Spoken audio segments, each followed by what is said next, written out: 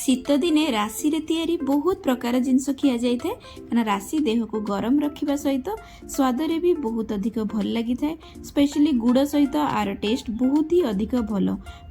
आज मु भी राशि गोटे सहज रेसिपीटे नहीं आसी 5 ରୁ 10 मिनिट भितर रेडी हो मात्र 2टी जिनस बिना पागरे।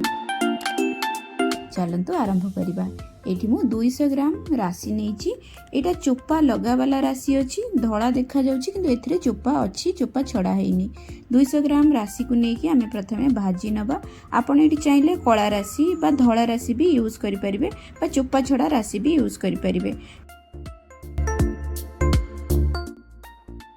राशि को भाजिला बेले मीडियम रे फ्लेम को रखिकी 2 ରୁ 3 मिनिट आम भाजी नवा। ये देखो राशि एमती फुटबार साउंड आसब एमती चटचट होगी राशि फुटीगले जानवे यहाँ रेडी हो जाइए। कंटिन्यूअसली आपको स्टर करेंगे ना तलू पोड़ी जीवार चांस अच्छी। आपको काढ़ी गोटे जगार रखिकी आपको आम ठंडा करनवा। टिके ग्राइंड करार अच्छी किंतु ता पूर्व ठंडा करके ही ग्राइंड करवा। गरम गरम राशि को ग्राइंड कले राशि तेल बाहरी आसब। रेसिपीटी बहुत सहज अच्छी। थरे तैयारी करके आपण मासे जाई खाई परिबे। जेतेबेले भी टिके हेल्दी मीठा खाइबा को इच्छा हो आपण एटा को ट्राई करि परिबे। एबे एटा पूरा ठंडा हे आसलानी। एकदम ठंडा कला परे ही आको हमें ग्राइंडर जार ने की ग्राइंड करबा। ग्राइंड कला बेले आको हमें पूरा फाइन पाउडर करबानी। राशिटारे बहुत अधिक तेल थाए। जदि अधिक समय ग्राइंड करिवे एटारु तेल बाहर की पळे आसीबो। ग्राइंडर को 1 ରୁ 2 सेकेंड पाई चलेकी बंद करदेबा। एमती 8 ରୁ 10 थर करनेला परे राशिटी एई भलिया दरदर कुटा हेजिबो। पूरा फाइन हेकी ग्राइंड हबनी। आको हमें साइड करके रखिबा। एबे जोथरे हमें सेट करबा राशिर पट्टीटाकू बा चिक्कीटाकू सेति गोटे ट्रे नहीं जिबा किबा थाली प्लेट जहाँ भी अच्छी आपण नहीं जिबे। तार धीरे आमे टिके घियो लगेकी ब्रश करके एथरा आमे सेट कले राशिर पट्टीटी आराम से उठी आसीबो बहुत सहजरे।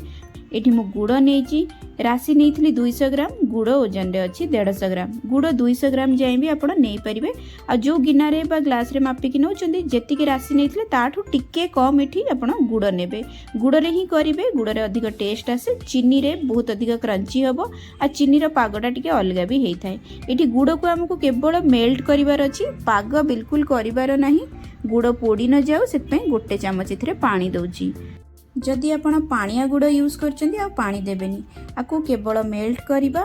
जेतेबेले गुड़ पूरा मेल्ट हेई जिवो तापरे आ 1 ରୁ 2 मिनिट को रांधिबा। किंतु एमती चलौथिबा ताको पूरा छाड़ी दबानी। एकदम छाड़ी देले एथरे पानी नाही पोड़ी जिवार चांस बहुत अछि। फ्लेम को एकदम लो रे रखिकरी ही गुड़ को आमे रांधिबा। हाई फ्लेम रे गुड़ एठी पोड़ी जिवो। देखंतु बहुत जल्दी 4 ରୁ 5 मिनिट भितर ही गुड़टा एठी आपनकर मेल्ट हे जिवो।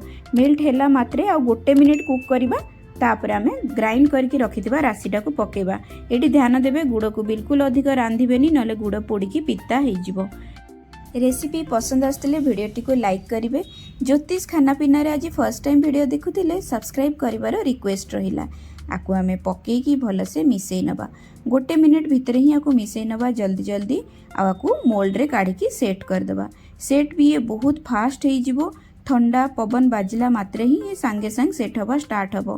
ता ऊपर किछि गोटे सफा जरी किबा मु एठी गोटे बेकिंग पेपर यूज करछि। बेकिंग पेपर नथिले गोटे जरी को भल भाबरे सफा करके ऊपर पकेकी गोटे बेलणा काठी नै कि आको आमे बेलिकी एकदम से सम्मान करिनबा सबु आडू। जेमती सबु आडू बादाम पीस जेमती आसे से भलिया राशिर पीस बा राशिर पट्टी कहि परिबे चिक्की कहि परिबे रेडी हे जिवो। आको पूरा प्रेशर देकी ही हमें बेलिबा। यदि बेली होउनी आपणकर ताले गिना बा ग्लास रे आपण को दाबी भी देई परिबे बहुत भलो से। ए देखंतु केते इजीली एटा 1-2 मिनिट रे ही सेट हे जिवो। टिके आको छाड़ी देबा हल्का हल्का ठंडा हबा पई। तापरे आको हमें काटी नबा।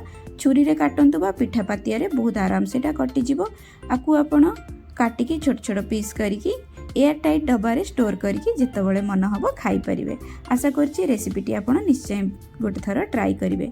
मत जनइबे आज आपन को ये रेसिपीटी केमिति लागिला। देखा पुणी थरे आउरी गोटे भल रेसिपी सहित रहिली। नमस्कार।